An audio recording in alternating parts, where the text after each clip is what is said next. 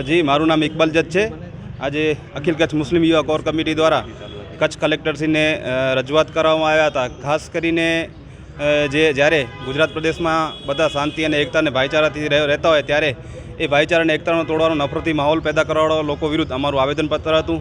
4 એક મુદ્દાઓ છે, એનામાં પ્રાયોરિટી એવી છે। ફર્સ્ટ પ્રાયોરિટીમાં જ્યારે અમદાવાદમાં ખોખરા ખાતે 7th ડે સ્કૂલમાં એક ઘટના બની હતી, જે ઘટનામાં છોકરાનું મૃત્યુ પામ્યું હતું અને મૃત્યુ પામનારા પરિવાર સાથે મુસ્લિમ સમાજ સાથે છે 100%, અને અમે સંવેદનશીલ છીએ। પણ એની પ્રાર્થના સભામાં વિશ્વ હિન્દુ પરિષદના ભવાની નામના વ્યક્તિ દ્વારા, નેતા દ્વારા મુસ્લિમ સમાજના ધર્મગુરુ મોહમ્મદ હજરત પૈગંબર વિરુદ્ધ એમ અભદ્ર ટિપ્પણી કરી અને મુસ્લિમ સમાજને ટાર્ગેટ કરી અને અભદ્ર ભાષાનો પ્રયોગ કર્યો છે। તેના વિરુદ્ધમાં અમારું આવેદનપત્ર છે કે એવા લોકો જે છે જાણે કોઈ એવો મુદ્દો જ ગોતતા હોય કે કેવી રીતના મુસ્લિમ સમાજને ટાર્ગેટ કરી અને એના વિરુદ્ધ જે છે વાણી વિલાસ કરતા હોય, તો એવા તંત્રને અમારી ખાસ એક વિનંતી છે કે આવા તત્વો વિરુદ્ધ ખાસ કાર્યવાહી કરવામાં આવે।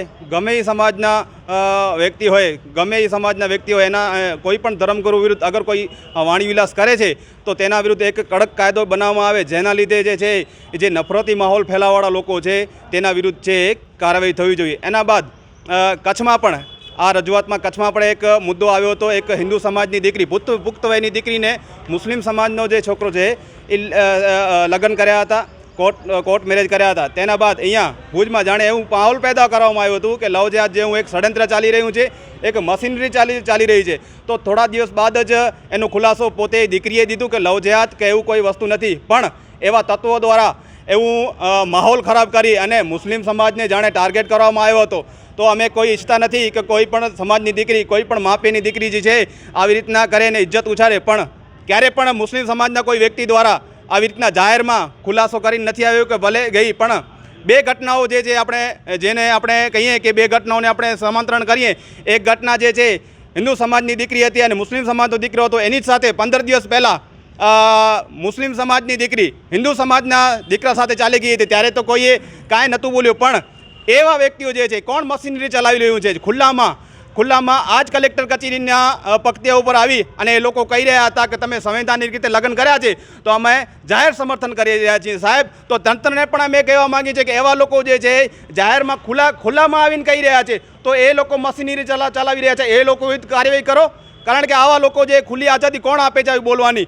કારણ કે આવું બોલી અને ક્યાં ને ક્યાં કચ્છની અને એકતાને ભાઈચારાને તોડવાનો પ્રયાસ કરી રહ્યા છે। એની સાથે જાણે મુસ્લિમ સમાજનો કોઈ મુદ્દો હોય, મુસ્લિમ સમાજના લોકોને કેમ ટાર્ગેટ કરવું, તેમ ધાર્મિક કોઈક તહેવાર હોય તો ત્યાં જઈ અને માંડવીમાં થોડા દિવસ અગાઉ ઈંડા અને મચ્છી બંધ કરવાનો જે કારસો રચવામાં આવ્યો હતો, તેના વિરુદ્ધ પણ અમે રજૂઆત કરવામાં આવી હતી કે વારંવાર કેટલી વખત જાણે કોઈ મુસ્લિમ સમાજે કોઈ ગુનો કરી નાખ્યો હોય તેમ વારંવાર ટાર્ગેટ કરવામાં આવે છે। તો અમારી તંત્ર સમક્ષ એટલી રજૂઆત છે કે આવા લોકો જે છે અમુક ટકા જ લોકો જે છે એના વિરુદ્ધ કાર્યવાહી કરવામાં આવે, જેના લીધે છે કચ્છની શાંતિ અને એકતાનો ભાઈચારો બને રહે। છેલ્લા કેટલાક સમયથી ગુજરાતની અંદર ખાસ કરીને એક પ્રકારનો ટ્રેન્ડ ચલાવવામાં આવી રહ્યો છે કે ક્યાંય પણ કોઈ પણ ગુનાની અંદર મુસ્લિમ સમાજનો વ્યક્તિ જો અપરાધી હોય તો રીતસરના કેટલાક વિધર્મીઓને હાથમાં હથિયાર મળી જતું હોય એવી રીતે એ લોકો ખુલ્લેઆમ મુસ્લિમ સમાજની સાથે સાથે ઇસ્લામ ધર્મને ટાર્ગેટ કરવાનો પ્રયત્ન કરી રહ્યા છે। આપે જોયું કે અમદાવાદની અંદર ખોખરા 7th ડે સ્કૂલની અંદર એક મુસ્લિમ વિદ્યાર્થી દ્વારા એક હિન્દુ વિદ્યાર્થીની હત્યા કરવામાં આવી। એ હત્યાને અમદાવાદ સહિત ગુજરાતભરના મુસ્લિમ સમાજે વખોડ્યો, પરંતુ ત્યાં કને એ વિદ્યાર્થીની પ્રાર્થના સભામાં એના પ્રત્યે સંવેદના વ્યક્ત કરવાના બદલે મુસ્લિમ સમાજના ઇસ્લામ ધર્મના મહાન પૈગંબર હજરત મોહમ્મદ સલ્લલ્લાહુ અલૈહિ વસલ્લમની વિરુદ્ધમાં ત્યાં કને જે રોકવાના પ્રયત્નો કરવામાં આવ્યા। એની સાથે કચ્છની અંદર અત્યારે 2-4 દિવસ પહેલાં જ જે ભાનુશાલી સમાજની દીકરીની હત્યા એક એમના જ સમાજના વ્યક્તિએ કરી, ત્યારે આવા લોકો આ ઘટનાને અને ઓલી ઘટનાને બેને અલગ કેવી રીતે જોવાના પ્રયત્નો કરી રહ્યા છે અને શા માટે અલગ જોઈ રહ્યા છે? એક વ્યક્તિની હત્યા થાય ને તમારી એક ધર્મને જોઈને સંવેદના જાગે છે, શા માટે તમારી સંવેદના દરેક વ્યક્તિ માટે નથી હોતી? શા માટે તમે અહીંયા કને લોકોમાં નફરત ફેલાવવાના પ્રયત્નો કરી રહ્યા છો? આપના માધ્યમથી એવા લોકોને કહીએ છીએ કે અમે લોકો ઇસ્લામના ફોલોઅર્સ છીએ, અમે ભારતના બંધારણને માની રહ્યા છીએ, અમે કાયદા કાનૂનમાં માની રહ્યા છીએ, અમે ઇસ્લામના ફોલોઅર હોવાના કારણે દેશમાં અને આપણા વિસ્તારમાં અમન અને શાંતિ બની રહે એના માટેના સતત પ્રયત્નો કરતા રહીએ છીએ। એનો મતલબ એ નથી કે અમે માયકાંગલા છીએ કે બાયલા છીએ.